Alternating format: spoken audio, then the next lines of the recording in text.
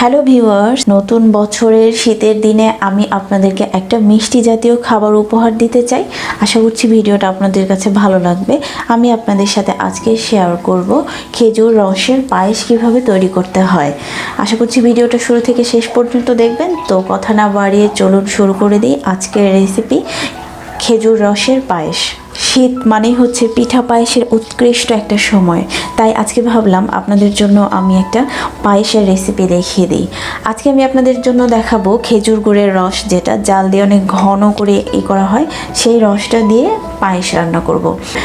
তো সেজন্য আমি খাঁটি খেজুরের রস আর একদম খাঁটি গরুর দুধ জোগাড় করেছি। তো সেটা দিয়েই আজকে আপনাদেরকে পায়েস রান্না করে দেখাবো। পায়েস করার জন্য চাল নিয়ে নিয়েছি প্রায় 1/3 কাপ পরিমাণ। আমি 1 কাপ সম্পূর্ণ নিইনি, আবার হাফ কাপও নিইনি, একটু বেশি নিয়েছি। আর তেজপাতা দেব 2টো পরিমাণ, দেব দারুচিনি, এলাচি আর কিশমিশ, আর হচ্ছে খেজুরের যে রস সেটা। তারপর আমি ব্যবহার করব গরুর দুধ প্রায় 1 লিটার পরিমাণ। তো আমি পায়েস তৈরি করার জন্য প্রথমে চালটাকে একটু পানিতে ভিজিয়ে নেব। আর ইম্পর্ট্যান্ট কথা হচ্ছে, আমি এতে কালি জিরার চাল ব্যবহার করেছি। আপনারা চাইলে বাসমতি চাল ব্যবহার করতে পারেন বা অন্যান্য যে কোনো চাল, অন্যান্য পিঠা পায়েসের যে চালটা ব্যবহার করা হয় আপনারা চাইলে সেটাও ব্যবহার করতে পারেন। আমি এখানে কালি জিরা চাল ব্যবহার করেছি।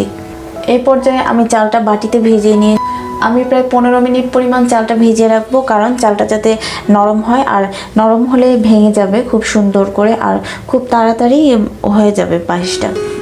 এই পর্যায়ে আমি চুলায় একটি পাত্র বসিয়ে দিয়েছি, পাত্র বসিয়ে চুলা অন করে দিয়েছি। এখন আমি এর মধ্যে যে গরুর দুধটা রেখেছিলাম প্রায় 1 লিটার পরিমাণ, এটা দিয়ে দেব।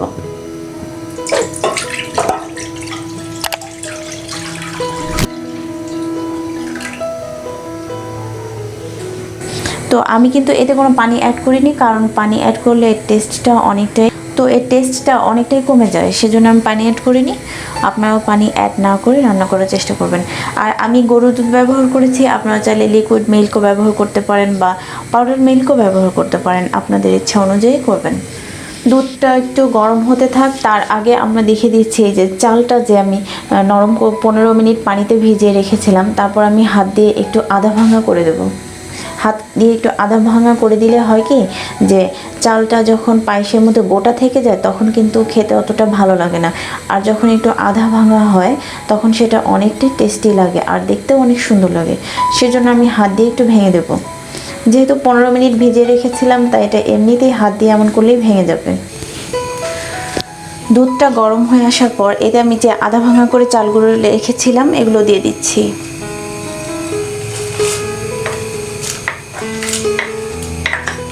চাল দিয়ে দেওয়ার পর একটু নেড়েচেড়ে মিশিয়ে নিতে হবে। তারপর আমি এতে অ্যাড করব 2টো তেজপাতা দেওয়ার পর আমি এতে দিয়ে দিচ্ছি সামান্য পরিমাণ দারচিনি। দারুচিনিতে খুব সুন্দর একটা ফ্লেভার দেয়, আর তেজপাতাটাও। এই পর্যায়ে আমি এতে অ্যাড করব 5টা এলাচ। যেহেতু আমি এর মুখটা বের করে দিইনি, তাই আমি 5টা এলাচ অ্যাড করব, কারণ মুখটা ভেঙে দিলে অনেক সময় হয় কি যে দানাগুলো মুখের ভিতর চলে যায়, তখন খেতে একটু বাজে লাগে। সে কারণে আমি আস্ত এলাচ দিয়ে দিচ্ছি 5টা। তবে পায়েসটা ক্রমাগত নাড়তে থাকতে হবে। এ পর্যায়ে আমি চুলার আঁচটা একটু কমিয়ে দিচ্ছি, তারপর আস্তে আস্তে চালটা হওয়ার জন্য একটু সময় দেব। গরুর দুধের মধ্যে চাল, তারপর তেজপাতা, দারুচিনি আর এলাচ অ্যাড করার পর এখন আমি কিছুক্ষণ ফোটার জন্য রেখে দিয়েছিলাম। তারপর যখন কনসিস্টেন্সিটা এই পরিমাণ হবে, তখন একটুক্ষণের জন্য চুলা থেকে এই প্যানটা নামিয়ে নেবেন। একটুক্ষণের জন্য প্যানটা নামিয়ে নেবেন। কেন নামিয়ে নেবেন সেটা আমি এখন আপনাদেরকে বলছি।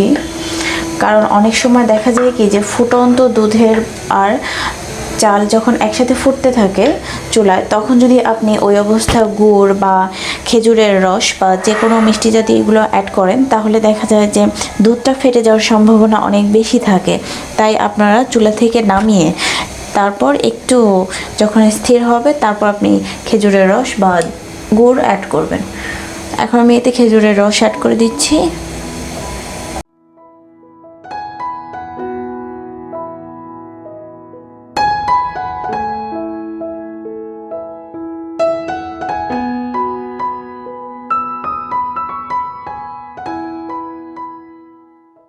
যখন সম্পূর্ণ মিশে ফেলেছি খেজুরের রসটা, এখন আমি আবার চুলায় প্যানটা বসিয়ে দেব।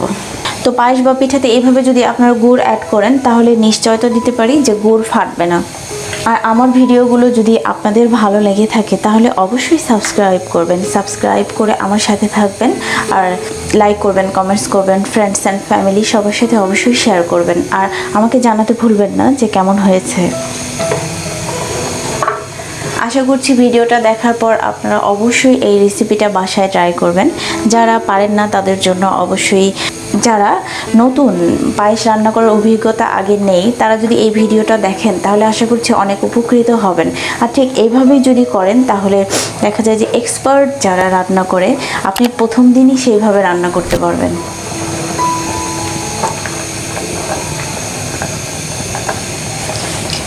এ পর্যায়ে আমি কিছুটা কিশমিশ অ্যাড করব।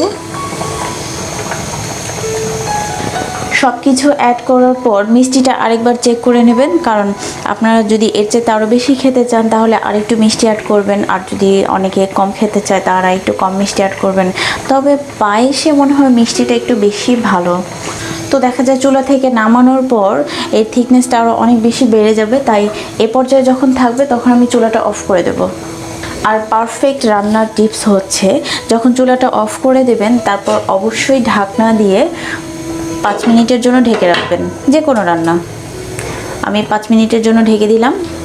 আমি পায়েসটাকে 5 মিনিট ঢাকনা দিয়ে ঢেকে রেখেছিলাম, এখন খুলে দেখছি কতটা সুন্দর হয়েছে।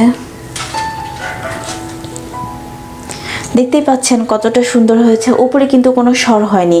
উপরে যদি কোনো সর হয় তাহলে কিন্তু উপরের দিকটা মোটা হয়ে যায় আর ভিতরের যে অংশটা সেটা অনেকটা পাঞ্চে হয়ে যায়, তখন খেতে ভালো লাগে না। সেজন্য আপনারা রান্নার শেষ হওয়ার সাথে সাথে অন্য একটি পাত্রে বাড়বেন না, এইভাবে একটুক্ষণ রেখে দেবেন। বুঝতেই পারছেন যে কতটা সুন্দর একটা মিষ্টি গন্ধ আসছে। তো এখন আমি একটা বলে সার্ভ করে নিচ্ছি। রান্নার পর্ব তো শেষ হলো, এখন হচ্ছে পরিবেশনের পালা।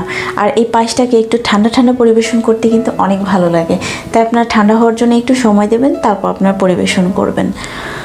আর আশা করছি ভিডিওটা আপনাদের কাছে অনেক ভালো লেগেছে। এতক্ষণ ধৈর্য ধরে যারা ভিডিওটা শুরু থেকে শেষ পর্যন্ত দেখলেন তাদের সবাইকে অনেক ধন্যবাদ। আর ভিডিওটা যদি আপনাদের অনেক ভালো লাগে তাহলে অবশ্যই প্রতিটা ভিডিও দেখার জন্য প্লিজ সাবস্ক্রাইব করে রাখবেন আর বেল আইকনে প্রেস করে রাখবেন যাতে প্রতিটা আপডেটস আপনারা পেতে পারেন। আপনাদের সবাইকে অনেক ধন্যবাদ জানিয়ে এখানেই শেষ করছি। আল্লাহ হাফেজ।